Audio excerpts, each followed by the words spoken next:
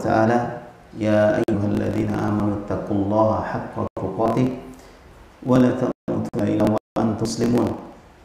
Wa qala ya ayyuhan nasu ittaqu rabbakum alladzi khalaqakum min nafsin wahidah wa khalaqa minha zawjaha wa batha minhuma rijalan katsiran wa nisaa'a wattaqullaha alladzi tasaaluna bihi wal arham innallaha kana 'alaikum raqiba.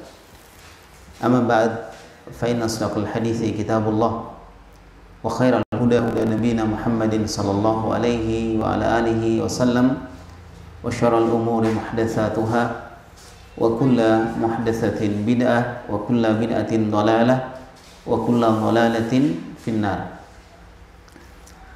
Alhamdulillah, kita bersyukur kepada Allah Subhanahu wa ta'ala di siang hari ini, di cuaca yang cukup terik ya untuk daerah kita.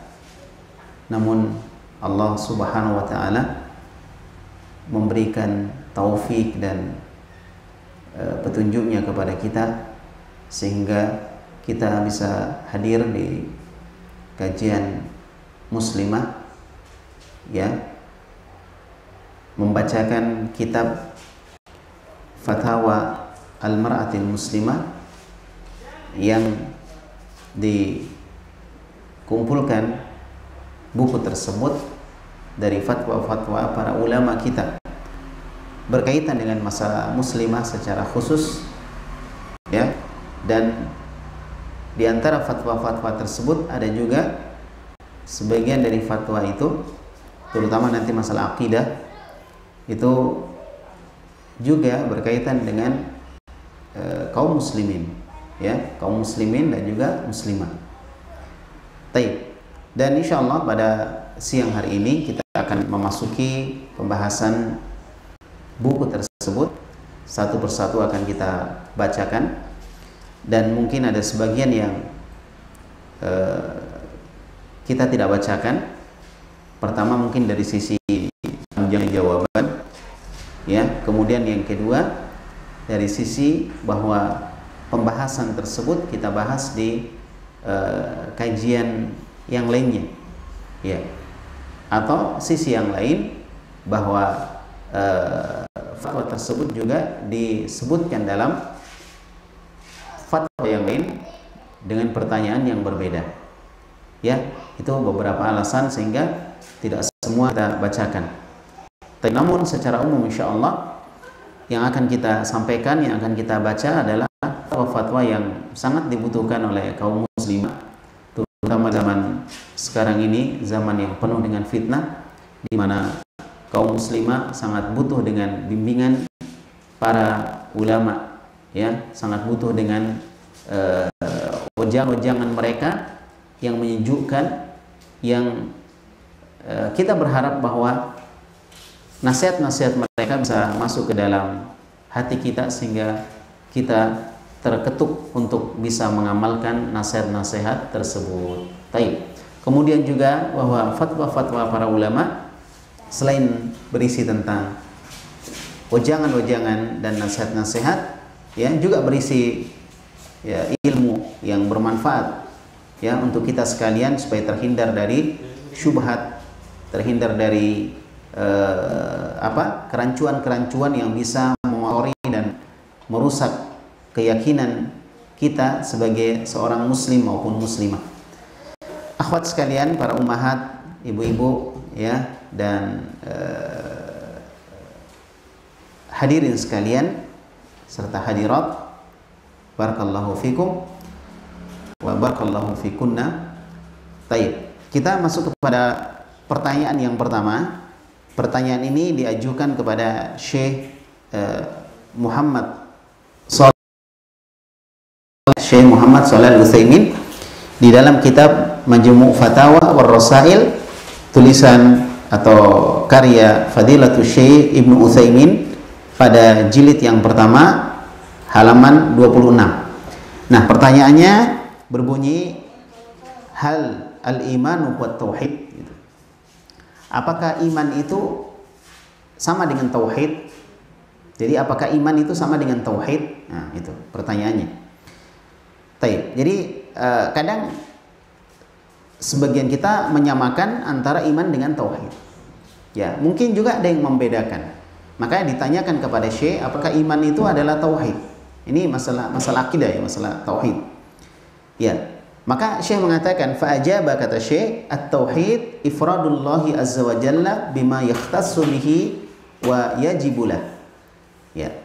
Tauhid itu artinya menunggalkan atau mengesahkan Allah Subhanahu wa taala pada perkara yang menjadi pengkhususan untuk Allah Subhanahu wa taala dan wajib bagi Allah. Itu namanya tauhid. Nah, oleh karena itu para ulama kita, kalau kita melihat di dalam pembahasan mereka, membagi tauhid itu menjadi 3. Walaupun ada juga yang membagi menjadi 2. Namun kalau kita lihat antara 2 dengan 3 itu sama. Ya, kalau Anda ingin membagi menjadi 4, 5 dan 6, tidak ada masalah, tapi dia akan kembali ke 3 pokok yang disebutkan oleh para ulama dari pembahasan tentang tauhid. Nah, jadi kata Syekh Muhammad bin Shalih Utsaimin, tauhid itu artinya mengesahkan Allah, menjadikan Allah satu pada perkara yang menjadi kekhususan untuk Allah. Jadi ada perkara yang menjadi khususan untuk Allah. Nah, perkara yang menjadi kekhususan untuk Allah ini tidak boleh diberikan atau tidak boleh disandangkan kepada makhluk. Ya, kepada makhluk. Oleh karena itu, sekali lagi para ulama kita membagi tauhid menjadi 3. Pertama ada namanya tauhid rububiyah. Ini berkaitan dengan perbuatan Allah Subhanahu wa taala. Tauhid yang berkaitan dengan perbuatan Allah. Artinya kita mengesahkan Allah Subhanahu wa taala di dalam perbuatannya. Bahwa perbuatan tersebut tidak akan ada yang bisa melakukannya kecuali Allah.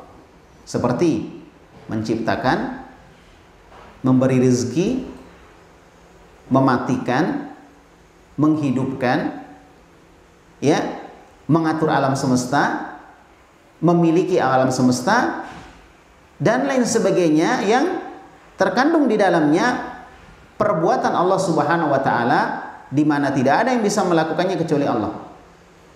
Seperti menciptakan, yang tidak ada yang bisa menciptakan kecuali Allah.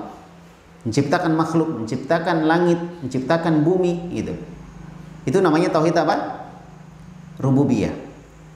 Kemudian yang kedua ada namanya tauhid uluhiyah.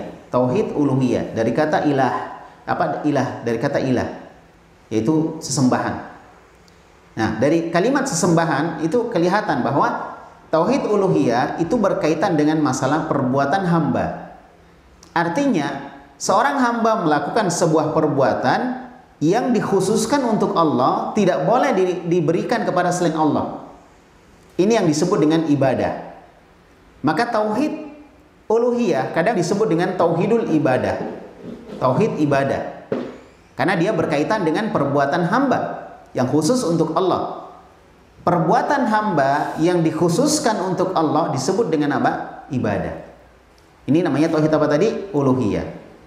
Ya, contohnya misalnya berdoa. Seorang tidak boleh berdoa kecuali kepada Allah, karena berdoa itu termasuk ibadah dan itu kekhususan untuk Allah. Ya, maka orang yang berdoa kepada selain Allah, maka dia telah melakukan kesalahan karena dia telah memberikan sesuatu yang khusus untuk Allah kepada selain Allah Subhanahu wa taala. Oleh karena itu disebutkan di dalam Al-Qur'an, ya bunayya la tusyrik billah inna syirka la dzulmun adzim. Nasihat Luqman kepada anaknya, wahai putraku, jangan engkau menduakan Allah di dalam masalah ibadah. Ya, karena sesungguhnya perbuatan menduakan Allah atau kesyirikan itu termasuk kezaliman yang sangat besar. Kezaliman yang sangat besar. Maka dalam masalah ibadah itu menjadi kekhususan untuk Allah. Maka tidak boleh diberikan kepada selain Allah. Ketika kita berikan kepada Allah Subhanahu wa taala, lalu kita tidak berikan kepada selain Allah Subhanahu wa taala, maka kita telah mentauhidkan Allah dalam masalah uluhiyah.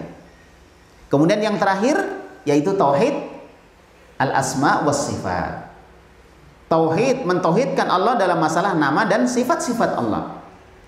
nama-nama yang menjadi kekhususan untuk Allah, ya, dan tidak dimiliki oleh selain Allah. Walaupun ada nama yang dimiliki oleh Allah, namun dimiliki juga oleh makhluk. Cuma nama tersebut dari sisi sama persis nama, tapi berbeda dari sisi hakikatnya. Seperti Al-Aziz, itu nama Allah, termasuk dari Al-Asmaul Husna. Ada juga yang disebut oleh Allah seperti tuannya siapa? Nabi Yusuf dengan Al-Aziz, sama-sama Al-Aziz. Tapi dari sisi hakikatnya beda.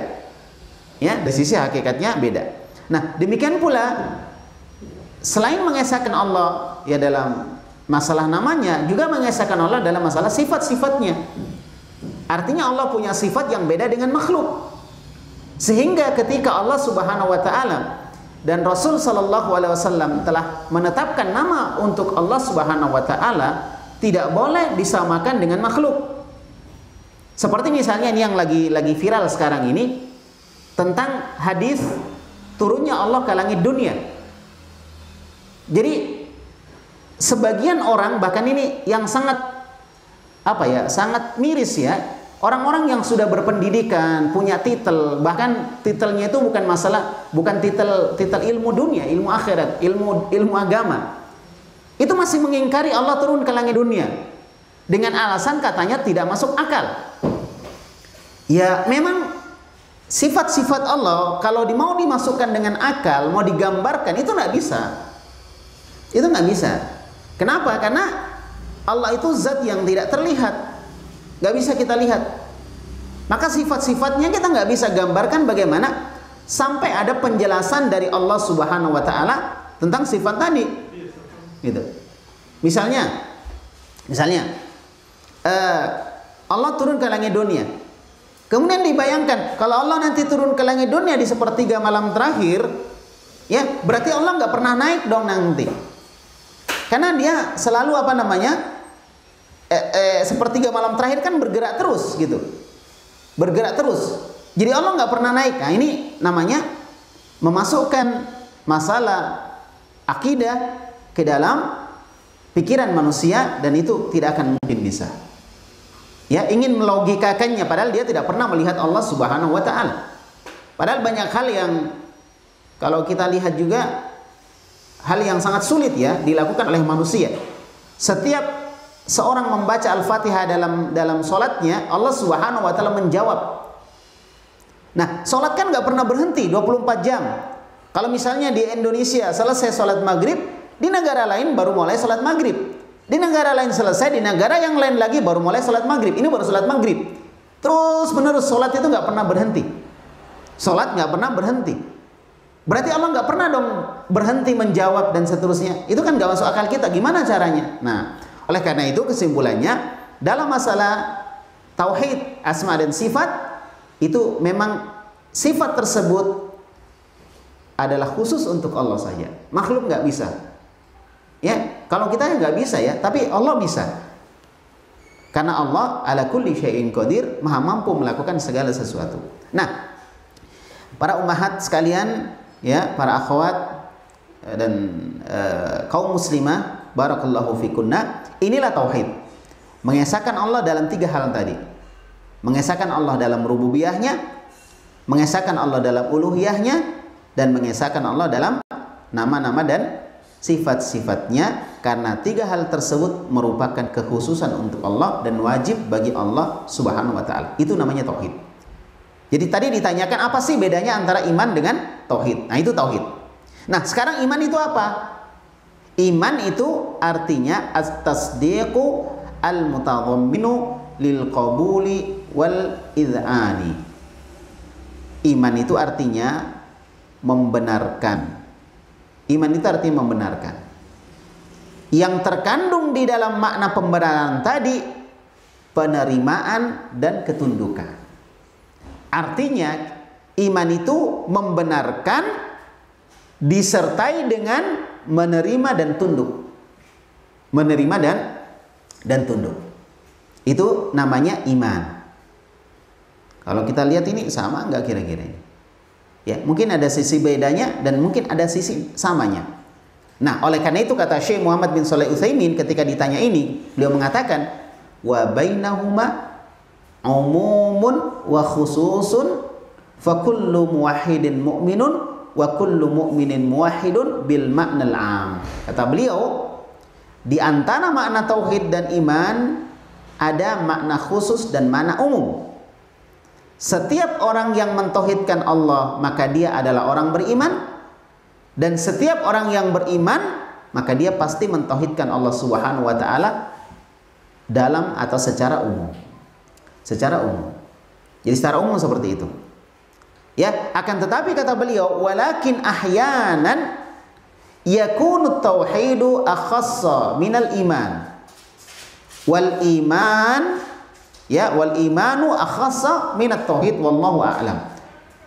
Akan tetapi terkadang makna tauhid itu lebih khusus atau lebih sempit maknanya daripada iman. Iman lebih umum. Atau juga terkadang iman maknanya lebih sempit daripada tauhid. Nah, itu jawaban beliau rahimahullahu ta'ala. Jadi pembahasannya masih masalah iman ini ya. Kemudian kita masuk kepada pertanyaan yang kedua. Pertanyaan dari Syekh kepada pertanyaan dari seorang kepada Syekh. Masih Syekh Muhammad bin Shalih Utsaimin. Beliau ditanya tentang an-ta'rifil iman inda ahli sunnati wal jamaati wa hal yazidu wa yanqus. Artinya beliau ditanya tentang definisi iman.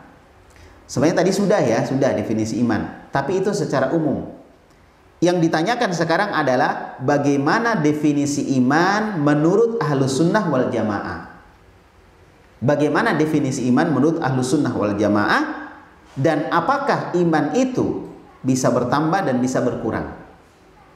Ini sebenarnya biasa kita dengar ya kalau kita belajar, tapi nggak apa-apa kita review kembali, kita ulang kembali, kita murojaah ya kan. Kemudian mudah-mudahan yang baru belajar juga tahu ya tentang bagaimana definisi iman menurut Ahlus Sunnah wal Jamaah. Tadi yang pertanyaan pertama itu definisi iman secara umum. Definisi iman secara umum. Sekarang definisi iman menurut Ahlus Sunnah wal Jamaah. Kaum muslimah, para akhwat dan ummahat, barakallahu fikunna. Sekarang ini kan banyak kelompok-kelompok gitu. Dan biasanya perbedaan kelompok itu, insya Allah akan kita bahas besok ya, insya Allah besok sore. Itu kaitannya dengan masalah iman. Makanya Ahlus Sunnah wal Jamaah ya beda dengan kelompok-kelompok yang lain dari sisi pembahasan tentang iman. Makanya ditanyakan kepada Syekh Muhammad bin Shalih Utsaimin rahimahullah, Syekh, apa sih definisi iman itu menurut Ahlus Sunnah? Gitu. Jadi ini bukan menurut Anda ya Syekh, enggak. Menurut Ahlus Sunnah wal Jamaah, apa sih definisi iman menurut Ahlus Sunnah? Gitu. Dan apakah menurut Ahlus Sunnah iman itu naik turun, kadang naik, kadang turun, kadang naik, kadang turun. Nah, kemudian Syekh memberi jawaban. Kata beliau, ini Pak jawabannya lumayan sih, ada berapa ya? Ada 3 halaman ya. Gak apa-apa ya, kita baca aja. Kata beliau, al-imanu inda ahli sunnati wal jamaati ya huwa al-iqraru bil qalbi wan nutqu bil lisani wal amalu bil jawarih. Ini jawabannya panjang. Kenapa panjang? Karena ini penting. Sebagian jawaban Syekh pendek, kadang pendek gitu, ringkas. Biasanya fatwa juga kan ringkas ya. Tapi ini Masya Allah jawabannya panjang. Kenapa? Sekali lagi ini penting. Penting. Supaya membedakan kita dengan kelompok-kelompok yang menyelisih Ahlus Sunnah dalam masalah sudut pandangnya terhadap iman. Dan itu kita harus punya karakteristik, harus punya perbedaan. Kita harus beda. Ya kan? Kita harus beda. Karena dengan perbedaan itu kita bisa tahu, oh ini Ahlus Sunnah, oh ini Mu'tazilah, oh ini Asy'ariyah gitu. Supaya bisa tahu. Ya kan? Baik. Nah, apa iman menurut Ahlus Sunnah? Kata beliau, Ahlus Sunnah memandang bahwa iman itu, kata beliau, adalah al-iqraru bil qalbi. Keyakinan di dalam hati atau meyakini dalam hati, kemudian mengucapkan dengan lisan, dan mengamalkan dengan perbuatan. Jadi menurut ahlu sunnah, keyakinan kita di dalam hati itu iman, ucapan kita itu juga iman, dan amalan kita itu juga iman. Jadi iman itu bukan sekedar percaya, yang penting percaya. Enggak, bukan sekedar itu. Tapi iman itu masuk di dalamnya percaya, kemudian yang dia percaya tadi dia ucapkan, kemudian ucapan tadi juga dia amalkan. Adakah orang yang percaya lalu tidak mau mengucapkan? Ada. Seperti contohnya pamannya Nabi Abu Thalib. Itu mengucapkan meyakini, tapi dia tidak mengucapkan. Ada tidak yang mengucapkan, mengamalkan, tapi tidak meyakini? Ada. Seperti orang-orang munafik. Ya. Wa idza laqul ladzina amanu qalu amanna. Wa idza khalau ila syayatinihim qalu inna kunna ma'akum innama nahnu mustahziun. Kata mereka, ketika mereka bertemu dengan orang beriman, kata mereka, kami beriman seperti sama dengan kalian. Tapi kalau mereka ketemu dengan orang-orang munafik, sesama orang munafik, mereka mengatakan, ya kami bersama dengan kalian. Kami hanya sekedar bermain-main dengan Muhammad. Nah, gitu. Jadi mereka sholat, gitu. Mereka puasa, ya begitu orang-orang munafik. Tapi mereka tidak yakin. Nah, oleh karena itu Ahlussunnah wal Jamaah, iman mereka, kata Imam Ibnu Utsaimin, wa huwa yatadhammanul umur ats-tsalatsa. Jadi dia imannya terkandung di dalamnya 3 perkara. Pertama tadi, iqrarun bil qalbi, meyakini dalam hati. Jadi iman itu harus diyakini. Kalau cuma diamalkan tidak diyakini, wah itu salah. Ada sebagian orang, seperti ada sebagian kelompok membaca doa di akhir sholat. Doa di akhir sholat setelah tahiyat. Allahumma inni a'udzubika min adzabi jahannam wa min adzabil qabri wa min fitnatil mahya wal mamat wa min syarri fitnatil masihid dajjal. Jadi dia berlindung dari 4 perkara di situ. Berlindung dari azab neraka, berlindung dari azab neraka, berlindung dari azab kubur, berlindung dari fitnah kehidupan dan kematian, dan berlindung dari fitnahnya Dajjal. Nah, yang kedua berlindung dari azab kubur. Ada sebagian kelompok dia baca itu, ya kan, di akhir sholat dia baca karena hadisnya memang sahih, tapi dia tidak yakini isinya. Dan dia yakin, ini salah. Iman itu harus diyakini. Masa dia baca lalu dia tidak yakini? Itu salah. Dengan alasan karena menurut mereka hadis tentang azab kubur itu tidak mutawatir.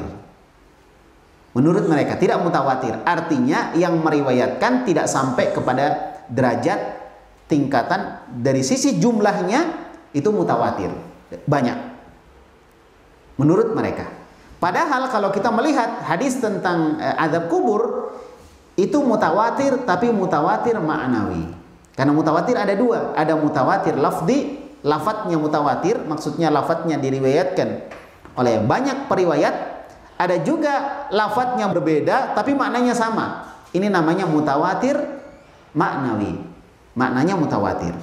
Nah, termasuk tentang hadis-hadis tentang azab kubur masuk dalam mutawatir ya maknawi. Taib.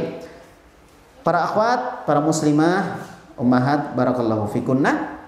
Jadi sekali lagi, iman itu harus diyakini, kemudian harus diucapkan.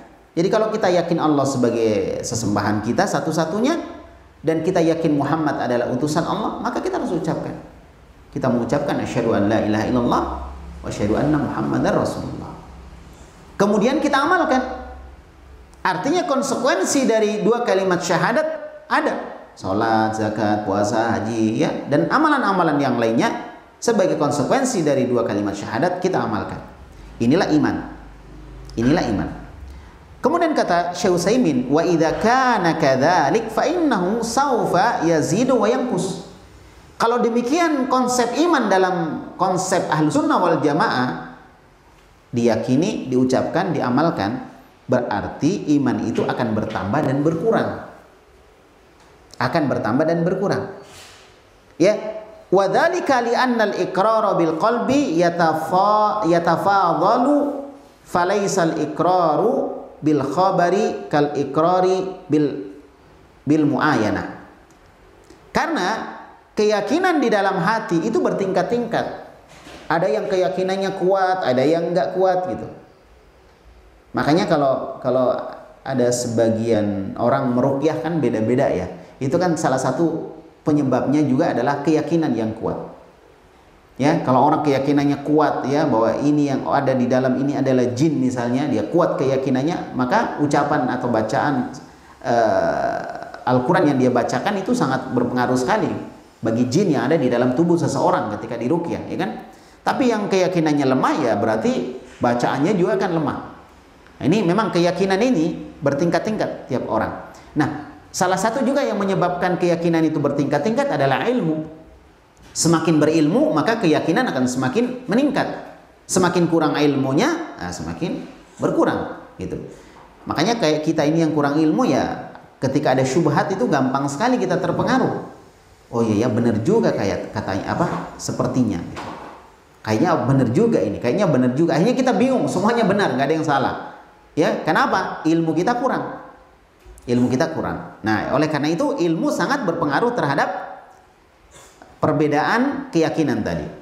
Jadi dalam keyakinan seorang terhadap iman itu berbeda-beda. Iman seorang itu beda-beda. Ya, karena ini bukan ikrar, bukan menetapkan atau mengikrarkan sesuatu yang kelihatan. Karena dalam hati nggak kelihatan. Falaisal iqraru bi khabari rajuli kal iqrari bi khabari ar-rajulain wa hakadha. Ya. Jadi kalau orang berikrar atau mempersaksikan sesuatu antara satu orang dengan dua orang tentunya beda. Ya, tentunya beda antara satu orang dengan dua orang. Walihada qala Ibrahim, oleh karena itu Nabi Ibrahim alaihissalatu wassalam mengatakan, Rabbi arini kaifa tuhyil mauta. Ya Allah, tunjukkan kepadaku bagaimana engkau menghidupkan makhluk yang sudah mati. Bagaimana engkau menghidupkan makhluk yang sudah mati. Ya, untuk apa? Ya, Allah berfirman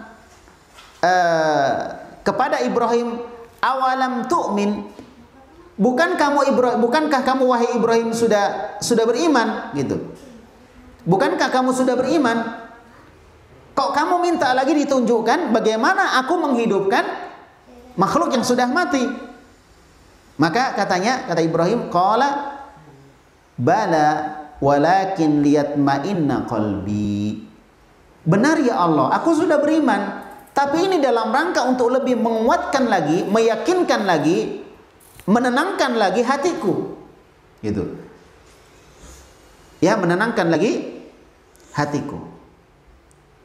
Ya. Jadi orang yang melihat langsung maka keimanannya bisa naik gitu. Beda kalau cuma dengar-dengar gitu. Orang yang berilmu, yang baca langsung misalnya dari Al-Quran, dari hadis dia baca langsung, itu beda cuma dengan orang yang cuma dengar-dengar saja. Beda. Oh ini langsung dari Allah, ini langsung dari Nabi Muhammad SAW. Kalau cuma orang dengar-dengar beda. Oleh karena itu Nabi Ibrahim alaihissalam minta kepada Allah supaya ditunjukkan bagaimana itu ya Allah menghidupkan yang mati jadi hidup lagi gitu. Kemudian Allah mengatakan, ya Ibrahim kamu kan sudah beriman gitu.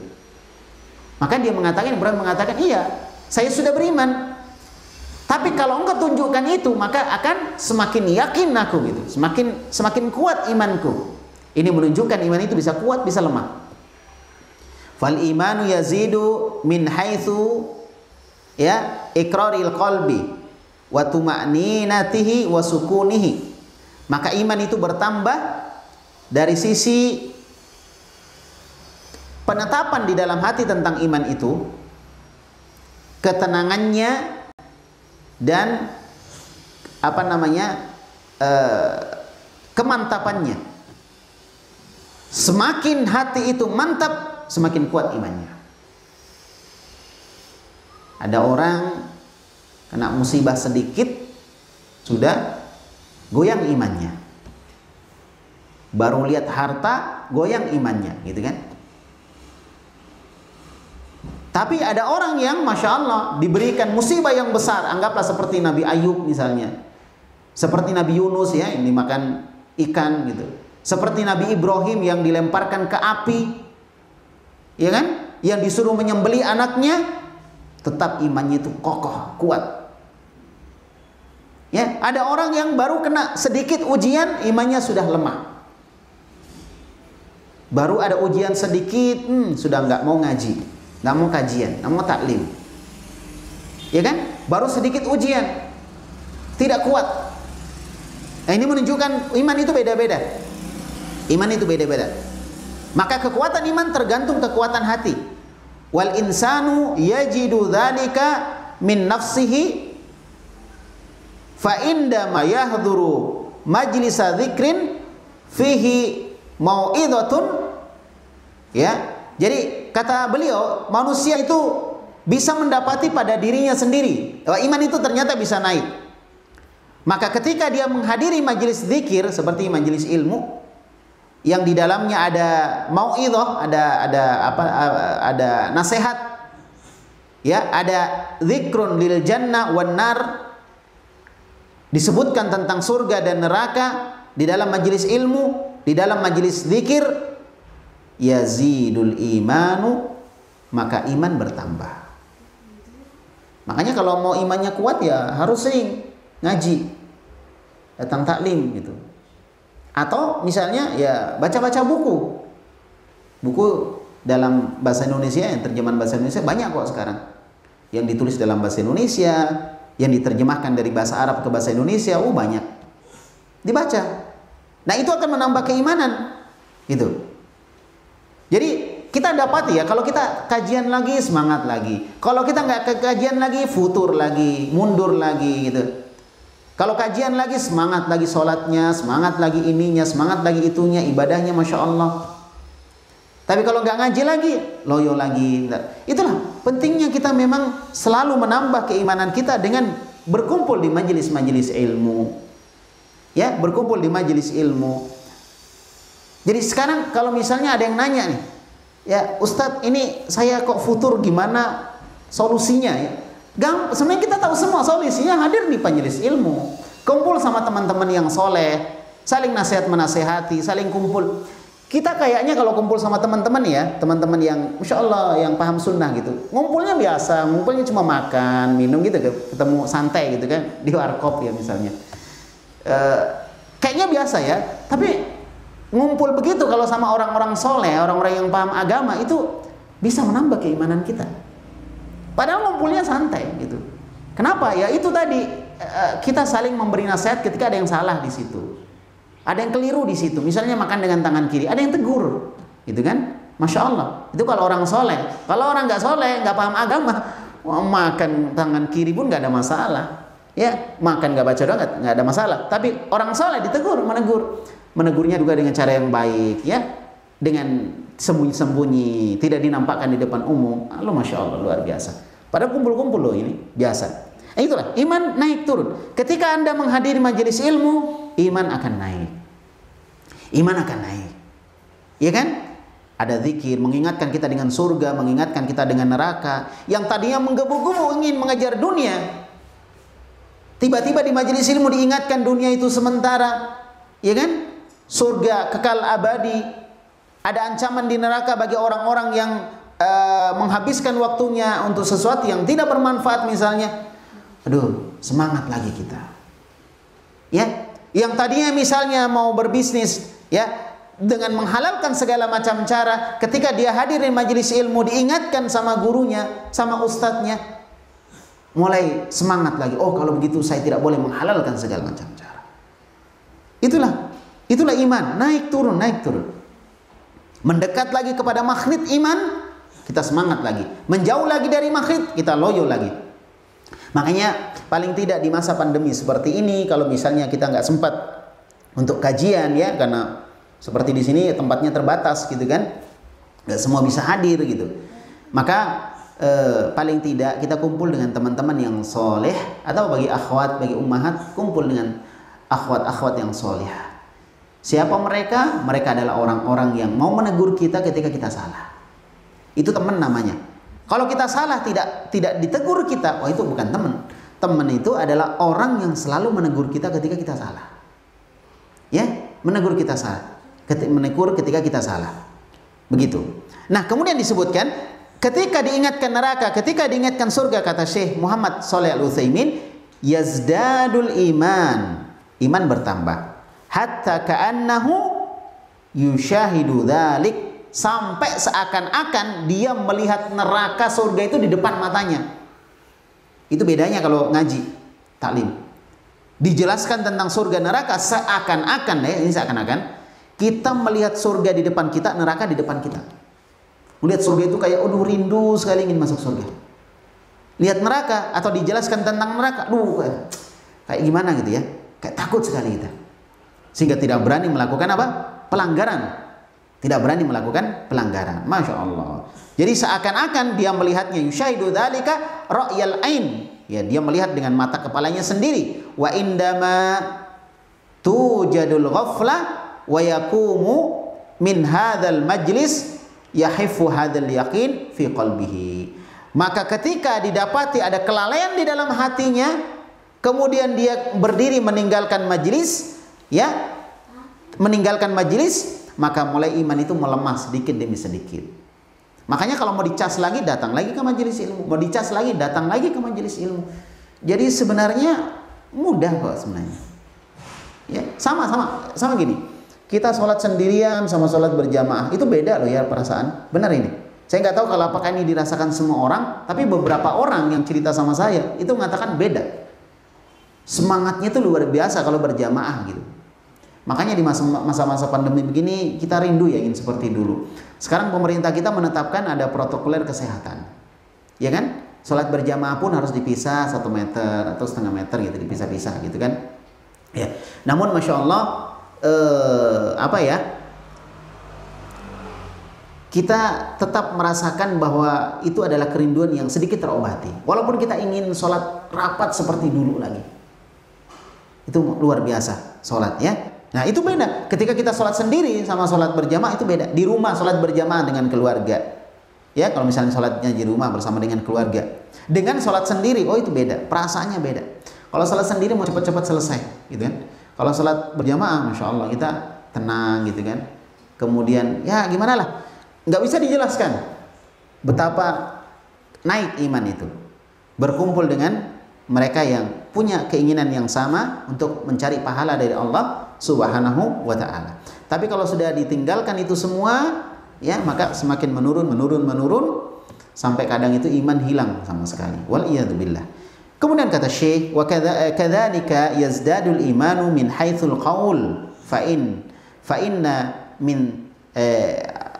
inna man dzakarallaha asyra marrat laisa kaman dzakarallaha mi'ata marrah wa fatsani azyadu bi katsirin. Nah, demikian pula bertambah iman dari sisi ucapan, ya. Jadi orang yang, kata Syekh, orang yang berzikir kepada Allah, menyebut nama Allah sebanyak 10 kali, itu tidak sama dengan orang yang berzikir 100 kali. Beda. Walaupun masalah jumlah ini harus nggak bisa sembarang ya. Mau kaya baca subhanallah 1000 kali gitu misalnya. Ini nggak boleh asal-asalan. Kita harus ada dalil ya. Ini ada nggak jumlah itu? Tapi kalau ada misalnya 100 kali sama 10 kali. Orang yang zikir 100 kali dengan 10 kali dengan 100 kali. Atau ini bukan ta'yin atau bukan ketentuan dari Syekh, tapi anggaplah ada yang zikir nggak dihitung tapi jumlahnya misalnya sudah 100 kali. Dengan yang berzikir 10 kali itu beda.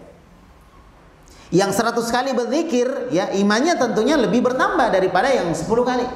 Orang yang salat sunnahnya banyak dengan orang salat sunnahnya sedikit, tentunya yang salat sunnahnya lebih banyak, keimanannya akan lebih bertambah.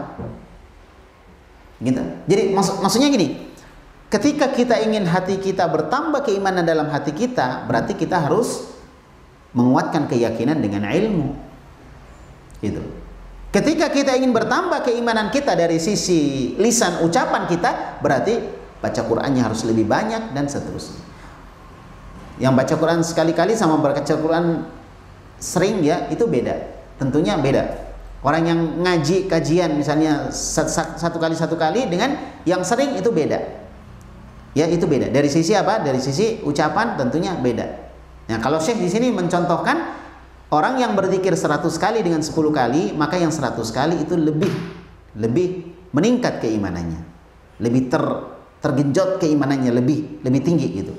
Wa kadzalika aidan min man ata bil ibadati ala wajhin kamilin yakunu imanu az-ziyada mimman ata biha ala wajhin naqisin. Demikian pula orang yang beribadah kepada Allah dengan ibadah yang sempurna, ya, maka keimanannya akan lebih bertambah dibanding dengan orang yang beribadah asal-asalan. Misalnya orang sholat, diperhatikan rukun-rukun sholatnya, diperhatikan wajib-wajib sholatnya, diperhatikan sunnah-sunnah sholatnya. Dengan orang yang asal-asalan sholat, oh beda. Orang yang sholat tergesa-gesa sama orang yang sholat dengan tenang, oh itu beda. Kita nggak usah menjustis orang, nuduh-nuduh orang ya. Kita coba kembali ke diri kita sendiri. Ketika kita sholat dengan tenang, dengan ketika kita sholat tergesa-gesa, itu beda loh perasaan kita. Lebih gimana ya? Ya, lebih mantap gitu. Ketika kita sholatnya itu tenang, sholatnya sempurna, wudunya sempurna. Ada orang berwudu asal berwudu. Ada orang yang berwudu, masya Allah, setiap gerakan wudunya betul-betul dia hayati. Itu beda hasilnya. Wudunya tuh kayak mantap gitu. Walaupun kalau kita lihat wudunya sama, cuma yang beda apa? Yang beda perasaan dia ketika berwudu tadi. Ada orang yang penting selesai berwudu selesai. Ada orang yang setiap gerakan dia bayangkan, setiap gerakan dia nikmati gitu. Setiap gerakan dia hayati, oh itu beda. Masya Allah, itulah iman. Wa kadzalikal amalu. Demikian pula amalan. Fa innal insana idza amila amalan, karena sungguhnya seorang apabila telah melakukan sebuah amalan bijawarihi, dengan anggota badannya, ya, aktsar minal akhar, saral aktsar azyad imanan minan naqis. Jadi ketika seorang melakukan amalan lebih banyak, maka yang lebih banyak tadi tentunya lebih bertambah keimanannya daripada yang berkurang. Faqad jaa dzalika fil Qur'an was sunnah, dan itu tentang masalah bertambah dan berkurangnya iman itu disebutkan di dalam Al-Qur'an dan sunnah Rasulullah sallallahu alaihi wa ala alihi wasallam. Kemudian Syekh menyebutkan beberapa ayat di antaranya. Yang pertama, Syekh menyebutkan surah Al-Muddatsir ayat 31. Ini yang pertama. Kata Syekh, ya, wa ma ja'alna iddatahum illa fitnatan lil ladzina kafaru. Dan tidaklah kami menjadikan jumlah malaikat itu kecuali sebagai ujian bagi orang-orang yang kafir, orang-orang yang ingkar. Jadi agama ini ujian bagi orang-orang, termasuk orang-orang yang ingkar kepada Allah, diuji mereka. Liyastayqinal ladzina utul kitab.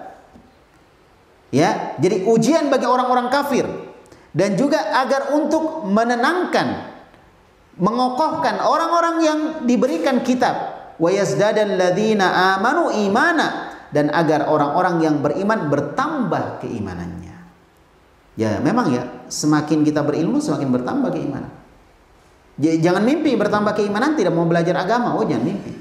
Kalau orang mau imannya bagus, mantap gitu, tidak cepat goyang, maka hendaklah dia banyak belajar agama. Sekali lagi di zaman modern sekarang ini kita dipermudah oleh banyak hal. Kita bisa nggak belajar di majelis, walaupun sebaik-baik belajar ya di majelis ilmu. Kita bisa melihat di beberapa konten media sosial, ya, yang mengajarkan ilmu agama. Kita bisa urut satu persatu. Walaupun biasanya kalau kita lewat konten-konten seperti itu menjenuhkan. Gak sama kalau kita duduk langsung di majelis. Ya, itu semangatnya lebih. Gitu. Baik. Kemudian ayat yang kedua yang disebutkan oleh Syekh, surah At-Taubah ayat 25. Surah At-Taubah ayat 25. Allah berfirman, wa idza ma unzilat suratun, dan apabila satu surah diturunkan, faminhum may yaqul ayyukum zadathu hadhihi imana, maka di antara mereka mengatakan, siapa di antara kalian yang bisa bertambah keimanannya dengan ayat ini? Ya, ini ejekan, menghina. Masa cuma gara-gara ayat orang bertambah keimanannya gitu, intinya. Dia menghina. Kemudian Allah berfirman, wa ammal ladzina amanu, adapun orang yang beriman, fazadathum imana, maka iman mereka bertambah. Itu orang beriman, kalau dengar ayat imannya bertambah. Makanya bagus juga ya kita dengar ayat tahu artinya. Kalau kita dengar ayat tahu artinya, bertambah iman kita. Orang beriman diberi ayat, ya, diperdengarkan ayat, bertambah iman. Adapun orang-orang kafir ketika diberikan ayat, diperdengarkan ayat, dia mengatakan, "Itu apa? Apa manfaatnya? Masa sih ayat bisa meningkatkan keimanan?" gitu. Menurut mereka. Tapi orang beriman tidak. Dengan ayat itu bertambah keimanannya. Wa hum yastabshirun. Ya, dan mereka dalam kondisi mendapatkan kabar gembira. Wa amman ladzina fi qulubihim maradun, adapun orang yang dalam hatinya ada penyakit, fazadathum rijsan ila rijsihim wa matu wa hum kafirun. Adapun orang-orang yang dalam hatinya ada penyakit, maka akan ditambah dosa yang dia lakukan, pengingkaran yang dia lakukan terhadap pengingkaran yang sudah ada sebelumnya, terhadap dosa yang sudah ada sebelumnya. Jadi orang-orang kafir itu, orang-orang yang dalam hati ada penyakit, ketika ada ayat yang dia dengar, bukan menambah pahala gitu, bukan menambah iman, tapi menambah dosa yang sebelumnya dia sudah punya dosa, ditambah lagi dengan itu. Karena dia tidak yakin dengan ayat-ayat itu. Dan mereka meninggal dalam kondisi mereka kafir, ingkar kepada Allah Subhanahu wa ta'ala. Nah, ini menunjukkan bahwa iman itu naik turun, naik turun. Orang-orang yang ingkar kepada Allah dengar ayat malah tambah turun. Sudah ada penyakit dalam hatinya, ya kan? Kemudian imannya sudah turun, dijadikan lebih turun lagi. Sudah punya dosa, ditambah lagi dosanya, tambah turun, tambah turun. Adapun orang beriman, semakin dengan ayat semakin naik, semakin naik, semakin naik, masya Allah. Makanya orang-orang dulu kalau sholat kadang dalam tanda kutip ini ya, lupa berhenti gitu. Dia baca ayat yang panjang sekali, masya Allah. Ya, kalau dulu orang sholat tarawih itu sampai ada sebagian pegang tongkat, pegang tali, itu kena lama. Nabi baca ayat Al-Quran ketika tarawih juga beberapa ayat yang dibaca yang panjang, surah Al-Baqarah, ya kan, surah An-Nisa ya, surah Ali Imran dibaca. Subhanallah ya. Ini menunjukkan bahwa iman itu membuat orang semakin semangat. Dengan adanya ayat yang dia dengar semakin naik keimanannya. Nah, kemudian di dalam hadis yang sahih, ya, dalam hadis yang sahih kata Syekh Utsaimin dari Nabi alaihi salatu wassalam, beliau bersabda, "Ma ra'aitu min naqisati aklin wa dinin adhaba lilubbir rajulil hazim min ihdakunna." Kata Nabi, ini sindiran kepada wanita ya. Makanya mudah-mudahan gak ada yang tersindir. Tapi memang begitulah sifat wanita, kata Rasulullah. Rasulullah bersabda apa? Tidaklah aku melihat orang yang kurang agamanya, kurang akalnya dan kurang agamanya. Maksudnya wanita. Wanita dianggap kurang akal dan kurang agamanya. Jadi agamanya bisa berkurang gitu wanita. Ya kan? Nah, tidaklah aku melihat orang seperti itu, kurang agamanya, kurang akalnya. Dia bisa menghilangkan hati seorang laki-laki yang istiqamah, yang kuat imannya dibanding dengan kalian wahai para wanita. Jadi para wanita bisa menjadikan suaminya semakin bertakwa kepada Allah, tapi bisa juga mengikis keimanan suaminya, tergantung bagaimana wanita tersebut. Makanya memang Nabi mengatakan ya, bersyukur atau hendaklah orang yang memilih seorang wanita dipilih karena agamanya. Kan ini tadi, wanita bisa menjadi penolong bagi seorang suami untuk masuk ke dalam surga, ya, walaupun juga sebaliknya seperti itu. Dan wanita bisa mengantarkan suami yang kuat agamanya masuk ke dalam neraka. Ya, oleh karena itu para istri, para ummahat sekalian, ya, hendaklah kalian benar-benar menjadi wanita-wanita solihah. Membantu suami-suami kalian untuk bisa melakukan ketaatan kepada Allah. Ketika dia sedang loyo, ketika dia sedang down, sedang turun ya imannya, maka tugas kalian adalah bagaimana meningkatkan keimanannya. Ngajak ngaji, ayo kita jalan-jalan yuk, pergi ke kajian gitu.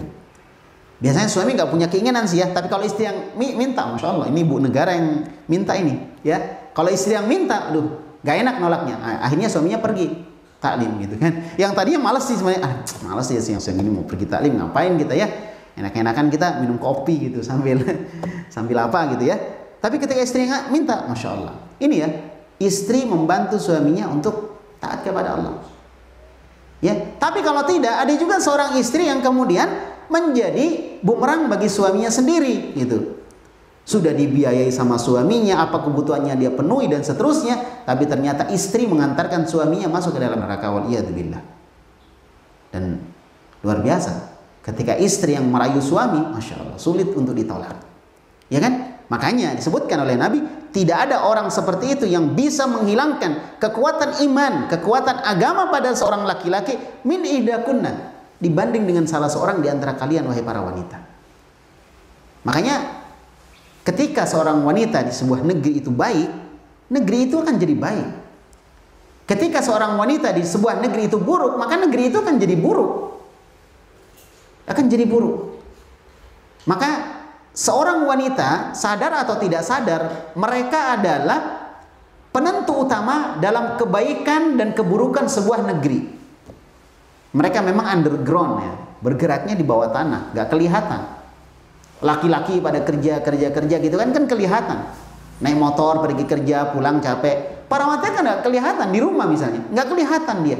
Tapi apa tugasnya wanita? Mendidik anak-anaknya di rumah, ya kan? Kemudian melayani suaminya dan seterusnya, bahkan mempengaruhi suaminya, bisa pengaruh yang positif atau pengaruh negatif gitu. Sangat berpengaruh wanita terhadap kemajuan sebuah negeri. Maka Indonesia ini akan jadi bagus ketika para wanita yang ada di negeri ini baik, paham agama, tahu apa yang harus dia lakukan gitu. Masya Allah. Jamaah kaum muslimah, para akhwat sekalian, barakallahu fikunna. Oleh karena itu kesimpulannya kata Syekh Utsaimin, fal iman idzan yazidu wa yanqus. Kesimpulannya iman itu bisa bertambah dan bisa berkurang. Bisa bertambah, bisa berkurang. Nah, tadi dikatakan tidaklah aku melihat seorang yang kurang akal dan agamanya. Kenapa wanita kemudian dikatakan kurang agamanya? Karena disebutkan dalam kelanjutan hadis sebenarnya, tapi nggak disebutkan di sini. Nanti insya Allah akan disebutkan bahwa wanita itu ketika sedang berhalangan, dia tidak sholat, dia tidak puasa. Maka ketika dia tidak sholat dan tidak puasa, sedangkan laki-laki tetap sholat, tetap puasa, tentunya dalam kondisi seperti itu sang laki-laki lebih tinggi keimanannya. Ya, oleh karena itu seorang wanita harus curi star. Artinya mungkin dia tidak bisa sholat pada saat dia berhalangan, tapi dia masih bisa baca Quran dan dia masih bisa berzikir. Dia masih bisa berzikir. Menurut pendapat yang kuat, dia masih bisa baca Quran, ya kan? Kemudian dia masih bisa berzikir, dia masih bisa berdoa, dia bisa bersedekah. Ketika suaminya sholat, dia bersedekah, misalnya. Seperti itu ya. Yang ketika akhwat sekalian sedang berhalangan, udah perbanyak amalan-amalan karena sudah nggak sholat lagi ya. Dan sholatnya nggak ada qadha. Beda dengan puasa Ramadan ya, atau puasa wajib ada qadha. Tapi kalau sholat kan nggak ada qadha. Jadi kalau misalnya dia sudah selesai haidnya, ya udah dia tidak mengganti sholat yang dia tinggalkan. Berarti benar-benar hilang gitu. Maka apa yang harus dia lakukan? Itu tadi, dia beramal dengan amalan yang dia bisa lakukan ketika berhalangan. Ketika sedang haid. Apa tadi? Sedekah. Tersenyum kepada saudari-saudarinya, ya kan? Kemudian memberikan kabar gembira. Ya, atau apa saja lah yang dia bisa dilakukan, ya, untuk itu. Atau misalnya membantu suaminya untuk sholat, ya, sebelum suaminya pergi sholat, maka dia bantu, disiapkan mungkin kalau sekarang biasa orang bawa sejadah ya di masjid-masjid karena masa pandemi seperti ini, siapkan mungkin sejadahnya, atau mungkin disiapkan baju sholatnya, masya Allah. Dalam kondisi haid dia nggak bisa sholat, tapi dia dapat pahala sholat suaminya. Kenapa? Dia membantu suaminya. Dia nggak bisa puasa, dia bangunkan suaminya untuk makan sahur. Kemudian dia siapkan makanan makan sahur, dia siapkan makanan untuk berbuka, dia dapat pahala lagi. Ini wanita yang cerdas seperti itu cara berpikirnya. Ya kan? Dia bantu suaminya. Pokoknya dia bantu. Suaminya mau ambil baju, jangan. Ya. Panggilannya apa misalnya? Mas atau apalah ya, biar saya yang ambilkan. Kenapa? Karena dia yang mau dapat pahala. Itu. Suaminya pergi sholat, suaminya dapat pahala. Misalnya anggaplah 27 atau 25 derajat. Istri di rumah yang telah membantu suaminya dapat pahala. Jadi sebenarnya ada cara untuk tetap beribadah dalam kondisi sedang haid tadi, sedang berhalangan. Nah, kemudian kata Syekh Utsaimin, walakin ma sababu ziyadatil iman. Namun apa yang menyebabkan iman itu bisa bertambah? Nah, ini harus kita tahu apa yang menyebabkan iman itu bisa bertambah. Kemudian kata Syekh, liziyada asbabun. Bertambahnya iman itu ada beberapa sebab yang menyebabkan itu. Yang pertama, as-sababul awal. Sebab yang pertama. Catat baik-baik. Sebab yang pertama, kata Syekh Utsaimin, ma'rifatullahi ta'ala bi asma'ihi wa sifatihi. Mengenal Allah Subhanahu wa taala dengan nama-nama dan sifat-sifatnya. Makanya kita belajar tentang al-asmaul husna itu penting. Nantilah insyaallah ya, kita belajar al-asmaul husna. Nama-nama Allah Subhanahu wa taala yang husna. Kita belajar tentang sifat-sifat Allah itu penting. Penting sekali karena itu bisa menambah keimanan. Fa innal insana kullama izdada ma'rifatun billah wa bi asma'ihi wa sifatihi izdada imanan bila syakka.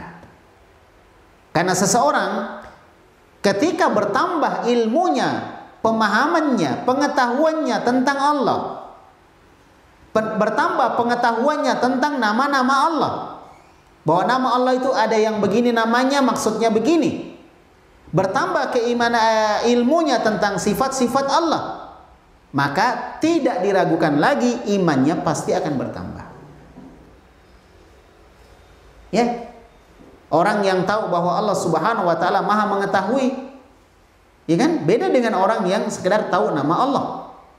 Orang yang mengetahui bahwa Allah itu maha keras siksaannya, Allah itu Allah maha rahman, ya, maka akan beda dengan orang yang tidak tahu.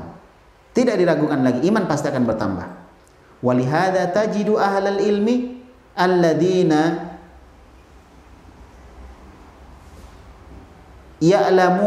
ya'lamuna min asma'illahi wa sifatihi ma la ya'lamuhu ghairuhum. Maka oleh karena itu, engkau dapati para ulama yang mereka mengetahui tentang nama-nama dan sifat Allah, sesuatu yang tidak diketahui oleh selain mereka, tajiduhum aqwa imanan. Kamu dapati mereka lebih kuat imannya. Minal akharin, daripada yang lain, min hadal wajah, dari sisi ini. Jadi para ulama salah satu sebab kenapa mereka kuat keimanannya, karena mereka paham dengan nama-nama dan sifat Allah. Sehingga mereka jujur, tidak dusta, mereka tidak khianat, ya kan? Mereka amanah dan seterusnya. Dan seterusnya. Itu yang pertama. Kemudian as-sababut tsani, sebab yang kedua yang menyebabkan iman itu bisa naik, ya, bisa semakin kuat adalah an-nadhru fi ayatillahil kauniyah. Melihat kepada ayat-ayat Allah yang bersifat kauniyah. Artinya ayat-ayat Allah yang ada di alam semesta. Dilihat. Melihat, lihat langit, lihat bulan, lihat bintang, lihat pohon. Dan itu dipelajari. Makanya penting ilmu-ilmu dunia juga dari sisi itu penting. Kita belajar tentang bumi, kita belajar tentang matahari, kita belajar tentang bintang, itu penting. Jaraknya bintang segini sampai. Walaupun bisa jadi benar, bisa jadi salah ya, tapi paling tidak kita bisa terbayang betapa Allah itu maha besar. Ciptaannya saja begitu besar. Untuk melakukan perjalanan sampai misalnya ke bulan, sampai ke misalnya ke planet Mars, ya, yang katanya lagi diteliti, wallahu alam, kita sudah bisa tahu ini jaraknya seberapa gitu, berapa tahun baru bisa sampai di sana, dan harus dengan kecepatan bagaimana gitu. Kita akan kagum dengan Allah. Jumlah bintang-bintang yang banyak, ternyata kita melihat matahari yang demikian besar, masih ada bintang dan masih banyak yang lebih besar daripada matahari. Menurut penelitian. Mudah-mudahan benar. Ya, itu membuat iman kita bertambah. Seorang dokter yang tahu tentang anatomi tubuh manusia, ya, struktur tubuh manusia, tahu anatomi tubuh hewan misalnya, hewan tertentu, dan dia pelajari bagaimana sistem pencernaan mulai dari dia makan sampai keluar. Dia pelajari semua bagaimana prosesnya, mulai dari usus besar, usus kecil dan seterusnya, pencernaan di atas dikunyah, kemudian turun ke bawah dan kemudian berproses. Bagaimana banyaknya virus-virus yang ada di sekitar kita. Ya, itu masih bisa kita jaga, menjaga diri dengan penjagaan yang Allah sediakan pada tubuh kita. Air liur kita ini kotor, tapi ternyata dia juga sebagai antibiotik gitu bagi sebagian kuman-kuman yang ada. Subhanallah. Ya, ini ayat-ayat kauniyah namanya. Kita pelajari, kita lihat. Makanya nggak ada salahnya kita belajar ilmu IPA misalnya, ilmu kimia atau apa ya, ilmu fisika, ilmu biologi, nggak ada salahnya. Ilmu pertanian. Bahkan di sebagian pendapat para ulama, ilmu pertanian itu kalau misalnya tidak ada yang belajar kecuali dia, maka ilmu pertanian jadi wajib menurut sebagian para ulama kita. Ilmu kedokteran. Harus ada kaum muslimin yang jadi dokter. Harus ada kaum muslimin yang jadi petani yang hebat. Ya kan? Karena itu berkaitan dengan masalah apa? Berkaitan masalah kehidupan kaum muslimin di sebuah tempat. Kaitannya dengan masalah makanan. Nah, kita lihat itu semua. Itu semua ayat-ayat kauniyah akan menambah keimanan kita. Demikian pula wasyar'iyah, ayat-ayat syariah. Melihat Al-Quran, dibaca artinya, dibaca terjemahannya. Kok saya mikirnya gini ya, antum semua atau antunna semuanya itu kan punya Quran di rumah, ada terjemahan, bahkan ada di HP. Coba dirutinkan dong baca mulai dari Al-Fatihah, kemudian masuk Al-Baqarah, masuk Ali Imran, masuk An-Nisa, kemudian masuk Al-Maidah dan seterusnya sampai selesai, dibaca dengan artinya satu-satu. Ya minimal kita tahu, oh ternyata Al-Quran itu isinya begini secara umum. Nanti secara spesifik lagi kita belajar tafsir. Kita hadiri kajian-kajian tafsir. Kita lihat pembahasan tafsir yang berbahasa Indonesia kalau kita belum bisa bahasa Arab. Ya, sambil terus kita belajar bahasa Arab. Kok kelihatannya enak sekali gitu loh. Coba kita lakukan itu pelan-pelan. Ya, pelan-pelan. Supaya Al-Quran kita tamat, bukan cuma tamat dari sisi bacaan Qurannya, tapi dari sisi maknanya juga tamat, selesai. Jadi kita bisa melihat gambaran secara umum. Melihat ayat-ayat syariah, maka insya Allah itu akan menambah keimanan kita. Fa innal insana kullama nadhara fil ayatil kauniyah allati hiya al makhluqat izdada imanan. Seorang itu jika dia melihat ayat-ayat Allah, tanda-tanda Allah Subhanahu wa taala di alam semesta ini, dan dia adalah makhluk, ayat-ayat kauniyah, makhluknya Allah, akan bertambah keimanannya. Oleh karena itu di dalam Al-Quran Allah singgung dalam surah Az-Zariyat ayat 20 dan 21. Surah Az-Zariyat ayat 20 dan 21. Az-Zariyat ini surah yang ke-56 kalau nggak salah. Ayatnya 20 dan 21. Allah berfirman, "Wa fil ardi ayatun lil muqinin." Dan di bumi itu ada tanda-tanda Allah bagi orang-orang yang yakin. Bagi orang-orang yang yakin. Wa fi anfusikum afala tubsirun. Dan pada diri kalian juga ada tanda-tanda, ada ayat-ayat Allah. Apakah kalian tidak melihat? Apakah kalian tidak melihat gitu? Berarti memang kita disuruh melihat. Melihat pada diri kita ini, Masya Allah. Mulai dari ujung rambut sampai ujung kaki. Dengan bentuk yang sebaik-baiknya, fi ahsani taqwim. Walaqad khalaqnal insana fi ahsani taqwim. Sungguh kami telah menciptakan manusia dalam bentuk sebaik-baiknya. Dari sisi bentuk, Masya Allah. Dari sisi struktur tubuh, subhanallah. Dari sisi anatomi, ya, susunan tubuh bagian dalam, subhanallah. Semua pokoknya subhanallah, Allahu Akbar. Mengherankan kita. Teratur. Sampai aliran darah saja itu luar biasa kalau dipelajari, ya. Saya nggak pelajari sampai dalam, ya. Tapi kalau kita mau belajar tentang itu, kita akan mendapati bagaimana ayat-ayat Allah Subhanahu wa taala dalam tubuh kita. Dalam tubuh kita. Masya Allah. Itu luar biasa sekali. Sangat luar biasa sekali. jantung yang berdetak setiap saat, nggak boleh berhenti berdetak, ya kan? Kemudian paru-paru, kemudian ada saringan udara ya di paru-paru supaya tidak mengotori paru-paru. Makanya jangan dikotori paru-paru. Ya, yang merokok ya berhentilah merokok, karena itu mengotori paru-paru, bisa membuat kita meninggal, mati gitu.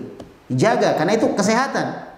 Allah memberikan kita kesehatan dan kita diberikan sehat oleh Allah, maka tubuh ini harus kita kembalikan kepada Allah dalam kondisi sehat. Karena ini amanah. Makanya merokok, berhenti merokok. Ya, karena itu merusak tubuh kita. Dan sepakat kita, merusak tubuh itu hukumnya haram, nggak boleh merusak tubuh, merusak badan. Ya, merusak, nggak boleh. Karena Allah memberikan kepada kita dalam kondisi baik, maka jangan dirusak. Jangan dirusak. Termasuk bagi para wanita yang punya jasmani, jasad yang sudah bagus, jangan dirubah. Alis yang sudah bagus di model kayak garis polisi, ya, zigzag misalnya. Jangan, udah bagus. Setiap orang itu punya kebaikan yang berbeda-beda gitu. Jangan kita mau cantik seperti orang lain. Kadang orang lain juga melihat kita cantik gitu. Cantik itu relatif. Ya kan, cantik relatif. Jadi jadilah cantik dengan dirimu sendiri. Jadi dirimu sendiri. Ya, kita menjadi diri kita sendiri gitu. Jangan mau cantik masya Allah, alis yang sudah bagus dikerok semuanya kemudian diganti misalnya dengan apa gitu. Jangan. Bagi yang sudah berlalu oke lah, dia nggak tahu sebelumnya. Sekarang udah dia bertobat kepada Allah, dia nggak lakukan lagi. Karena kalau sudah berlalu susah juga ini mana. Kalau masih tumbuh ya alhamdulillah, kalau nggak bisa tumbuh sudah. Masya Allah, kita punya alis luar biasa, sudah Allah buatkan kita punya alis luar biasa, kena hujan nggak luntur. Tapi kalau misalnya pakai pensil alis dan seterusnya, baru kena air sedikit luntur, ya kan? Jadi nggak sadar hujan, nggak tahu luntur, di depan kaca, alisnya hilang semua gitu. Ala kulli hal, ayo kita bersyukur dengan apa yang Allah berikan kepada kita. Bersyukur. Ada yang tinggi, ada yang kurang tinggi, bersyukur. Masing-masing punya kecantikan yang berbeda-beda. Jangan khawatir, insya Allah. Akan selalu ada orang yang mengatakan kita ini cantik gitu. Bagi para wanita, gitu, ya kan? Bersyukur dengan apa yang ada. Walaupun seorang wanita tampil lebih cantik dengan adanya alat-alat kosmetik yang ada dan tidak membahayakan dirinya, nggak ada masalah, boleh-boleh saja, sah-sah saja. Apalagi untuk suaminya, supaya suaminya semakin cinta dan seterusnya, ya nggak ada masalah. Tapi jangan sampai merubah ciptaan Allah Subhanahu wa Ta'ala. Intinya kita punya susunan tubuh telah diciptakan Allah demikian sempurna. Kita melihat di situ ada ayat-ayat Allah Subhanahu wa Ta'ala. Ya, ada ayat-ayat Allah Subhanahu wa Ta'ala. Oleh karena itu kita disuruh melihat ayat-ayat itu. Sekian banyak manusia dengan warna kulit yang berbeda, dengan mata yang berbeda. Kita matanya tengahnya hitam semua, tapi ada orang tengahnya itu biru gitu. Ya, macam-macam. Ya, ada orang yang hidungnya mancung ke depan, ada yang mancung ke dalam. Itulah variasi gitu ya. Tapi semua cantik dan semua gagah pada dirinya sendiri. Maka bersyukurlah kepada Allah. La in syakartum la azidannakum. Kalau kamu bersyukur kepada Allah, maka akan ditambah nikmatmu. Kemudian kata Syekh, wal ayat ad-dalla ala hadza katsirin atau katsiratun. Kemudian ayat yang menunjukkan tentang hal ini banyak sekali. A'ni al-ayat ad-dalla ala annal insana bi tadabburihi wa ta'ammulihi fi hadzal qaul yazdadu imana. Bahwa ayat-ayat yang saya maksudkan adalah yang banyak itu adalah ayat-ayat yang menjelaskan, menunjukkan bahwa manusia itu apabila dia mentadabburi alam, memikirkan alam semesta, matahari yang terbit tenggelam, ada sunset, ada apa semua indah luar biasa. Kita lihat sebagai kekayaan keluar biasaan dan kemahabesaran Allah Subhanahu wa Ta'ala. Ya, ketika hujan dan hujan pun selesai dan ada matahari, muncullah pelangi dengan berbagai macam warna yang indah sekali, masya Allah. Ya, pokoknya kita kalau lihat pelangi itu kayak sok sweet saja ya, masya Allah, luar biasa indahnya pelangi. Ya, yang jarang munculnya. Itu sebagai ayat-ayat Allah Subhanahu wa Ta'ala. Gunung-gunung yang tinggi menjulang, Bisa tumbuh pohon di atas gunung tersebut, padahal gunung itu tinggi. Tumbuh pohon di sana. Bahkan ada sebagian gunung berada di atas awan. Masya Allah, ini negeri-negeri atas awan. Jadi dia lihat ke bawah, di bawahnya awan semua. Itulah ayat-ayat Allah Subhanahu wa ta'ala. Ada orang yang sakit bertahun-tahun tetap hidup, ada yang baru 2 hari sakit meninggal. Itulah ayat-ayat Allah Subhanahu wa ta'ala yang harus kita lihat.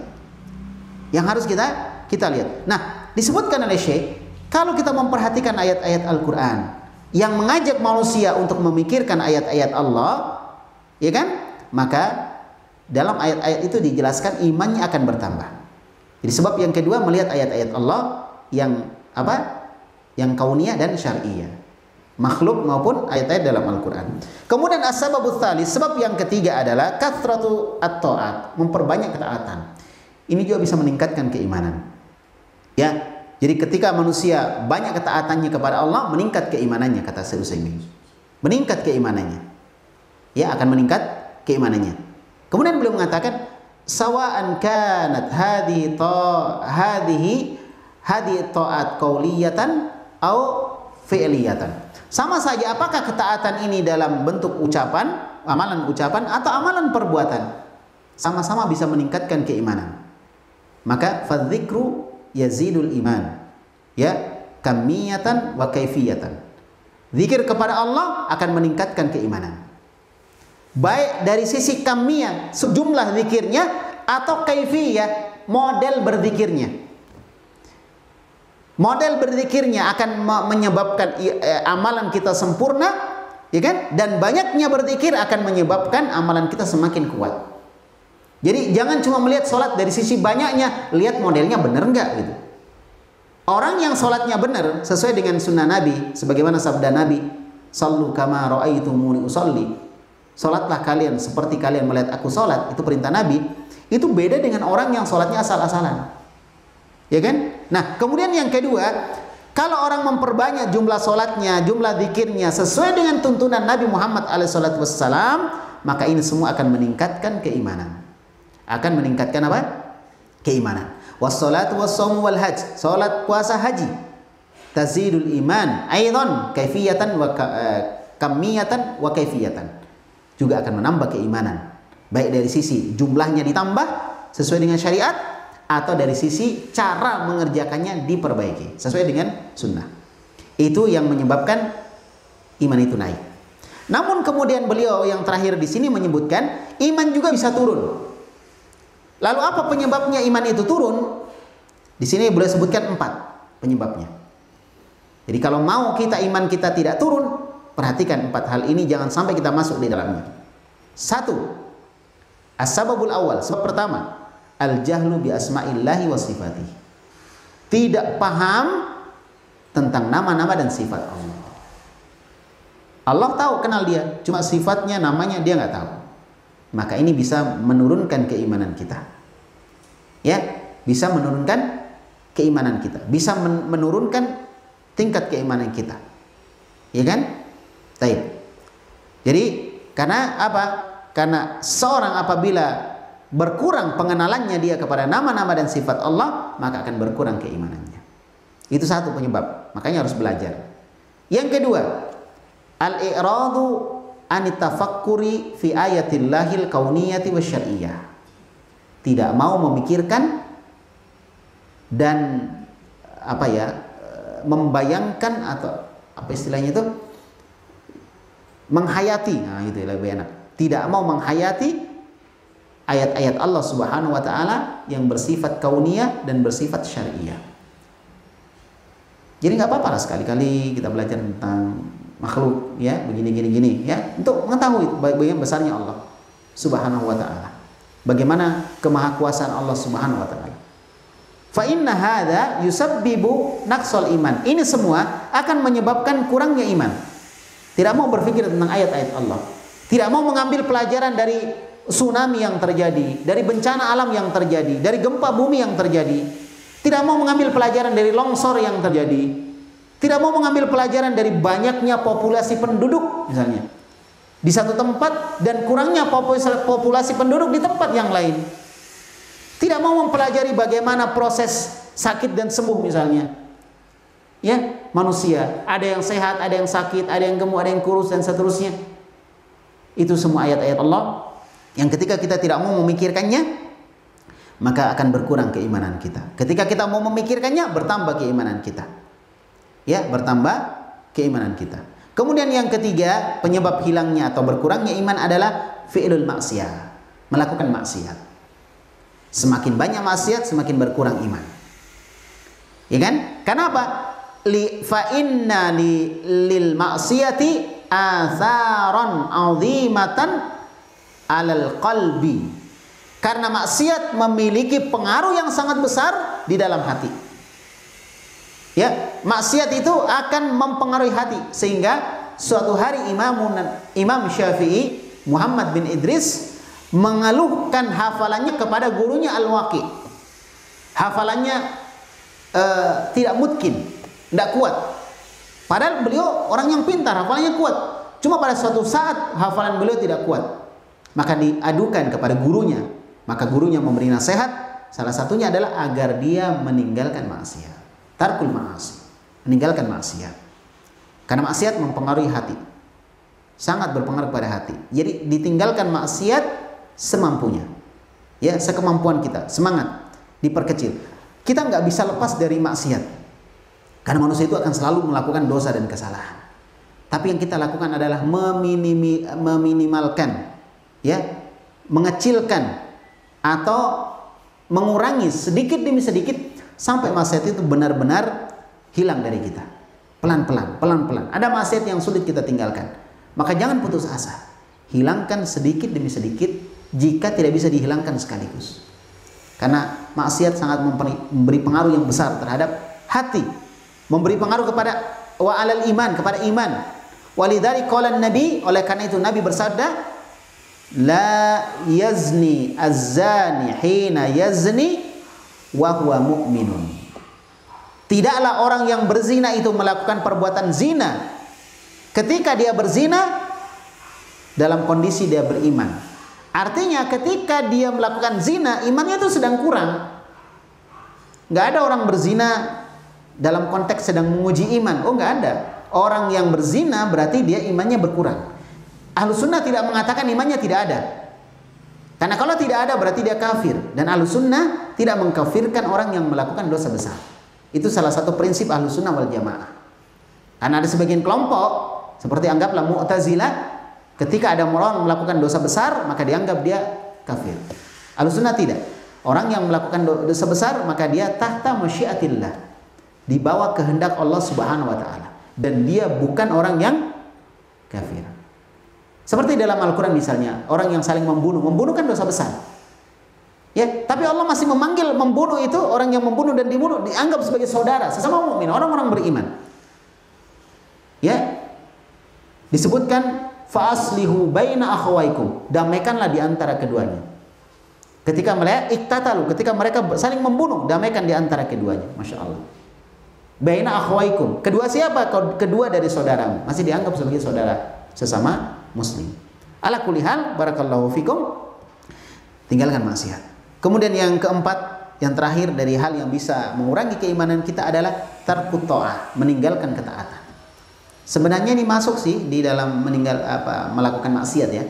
Tapi ini dari sisi, kalau yang tadi meninggalkan yang negatif, kalau ini meninggalkan melakukan yang negatif, yang tadi sekarang tarkul ta'ah, meninggalkan ketaatan, artinya dia meninggalkan yang positif. Ini bisa mengurangi keimanan kita. Tarkut ta'ah, meninggalkan sholat, tidak puasa, tidak zakat, itu mengurangi keimanan. Fa inna tarkat ta'ah sababun linaqsil iman, meninggalkan ketaatan adalah sebab berkurangnya keimanan. Lakin idza kanat at-ta'ah wajibatan, nah ini jika ketaatannya dalam bentuk sesuatu yang wajib, seperti sholat wajib. Kalau ditinggalkan maka hilang atau berkurang keimanannya. Bahkan sebagian pendapat para ulama, orang yang meninggalkan sholat kafir, berarti hilang keimanannya. Ya, baik. Jadi seperti jika keimanannya adalah hukumnya wajib, maka meninggalkannya tanpa udzur, maka dia fahuwa naqsun yulamu alaihi wa yu'aqabu. Maka dia adalah sesuatu yang bisa mengurangi iman, dicela orang yang melakukannya karena dia meninggalkan yang wajib, dan diancam dengan azab kalau dia meninggalkan yang wajib. Ya kan? Meninggalkan yang wajib. Wa in kana at-ta'at wa in kanat at-ta'atu ghairu wajibatin. Adapun kalau misalnya ketaatannya tidak wajib, aw wajibatan lakin tarkuha bi udrin, atau dia wajib tapi meninggalkannya karena udur.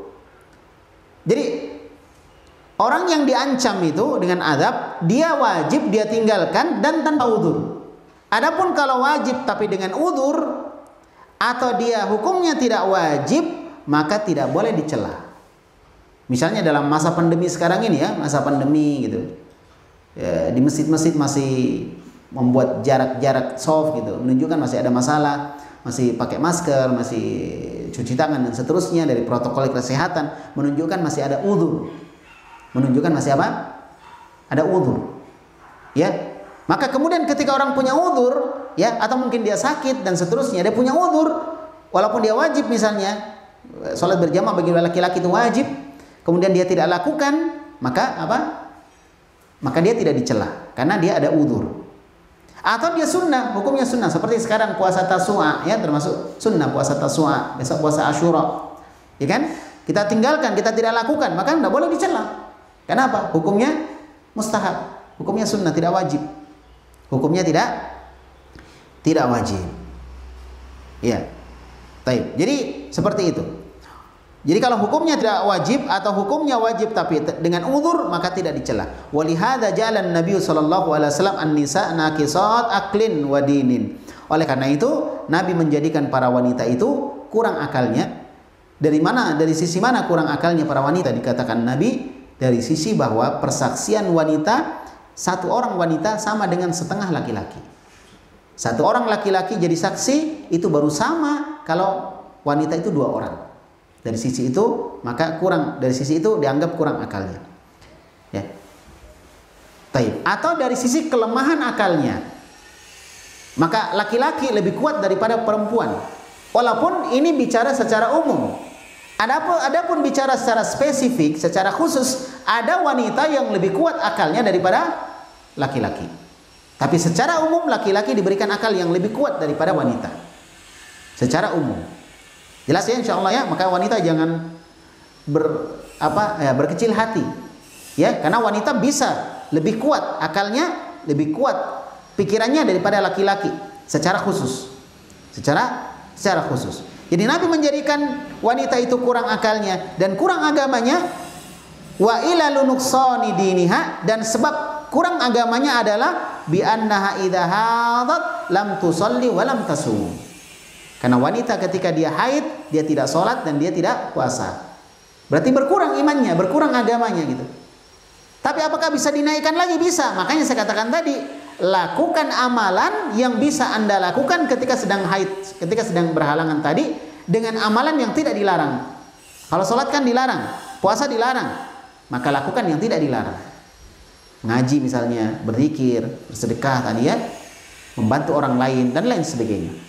Jadi wanita ketika haid, dia tidak sholat, tidak puasa, maka menunjukkan kurang agamanya. Ini sebab yang menyebabkan agamanya itu kurang. Ma'annaha la tulamu ala tarkis sholati was saum.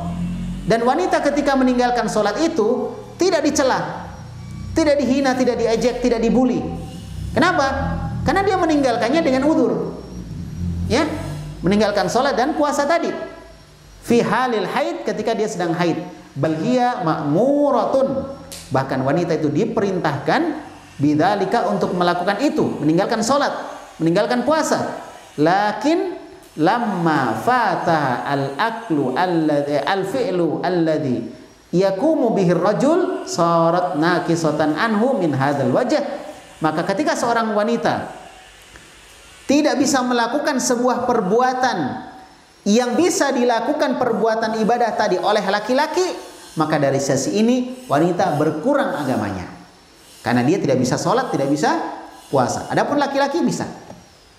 Oleh karena itu mungkin kalau ada laki-laki tidak sholat, boleh jadi sedang haid. Boleh jadi ya, karena nggak sholat, yang nggak sholat itu haid gitu. Kecuali kalau dia masih anak-anak. Jadi ada kemungkinan, mungkin dia orang gila, ya, atau mungkin dia masih anak-anak memang. Yang ketiga, mungkin dia sedang haid. Ya oleh karena itu barakallahu fikum, para wanita, para akhwat, ya, ummahat sekalian, banyak memberi nasihat. Kalau ada suami kita yang masih malas-malasan sholat ya misalnya, ayo terus kasih semangat, kasih nasihat. Dengarkan kaset-kaset, perdengarkan kaset-kaset yang bagus tentang sholat ya. Belikan buku-buku kecil ya, nasihati sholat, mengingatkan akhirat, ya, menggambarkan surga dan neraka dan seterusnya. Dengan cara yang baik, jangan tergesa-gesa, karena nasihat kadang membutuhkan waktu. Kalau ada di antara Anda semua wahai para muslimah ingin menasihati suami Anda, menasihati saudara Anda, nasihati orang lain misalnya yang melakukan kesalahan, lakukan dengan cara yang hikmah, dengan cara yang baik. Dan tadi jangan tergesa-gesa, kemudian dibantu dengan doa ya, agar supaya amalan atau harapan kita bisa dibantu dan dikabulkan oleh Allah Subhanahu wa taala. Udah selesai ya, jam 3:12 ya. Dan kita masih ada waktu untuk tanya jawab. Barakallahu fikunna. Kalau ada pertanyaan-pertanyaan berkaitan dengan masalah pembahasan kita tadi atau yang lainnya, tafadhalna, silakan ya. Semoga Allah memberikan taufik kepada saya dan juga kepada Anda semua, kepada antunna ya, dan terus semangat belajar insyaallah. Semoga pelajaran-pelajaran kita bisa memberikan pengaruh yang besar untuk diri kita, untuk masyarakat kita, dan untuk negara yang kita cintai, negara Republik Indonesia, supaya tetap menjadi sebuah negeri yang kuat dengan kekuatan para wanita berpegang dengan agamanya. Barakallahu fikunna. Subhanakallahumma bihamdik asyhadu an la ilaha illa anta astaghfiruka wa atubu ilaik. Wassallallahu ala nabiyina Muhammad wa ala alihi wa sahbihi wasallam. Wa akhiru da'wana alhamdulillahi rabbil alamin. Assalamualaikum warahmatullahi wabarakatuh.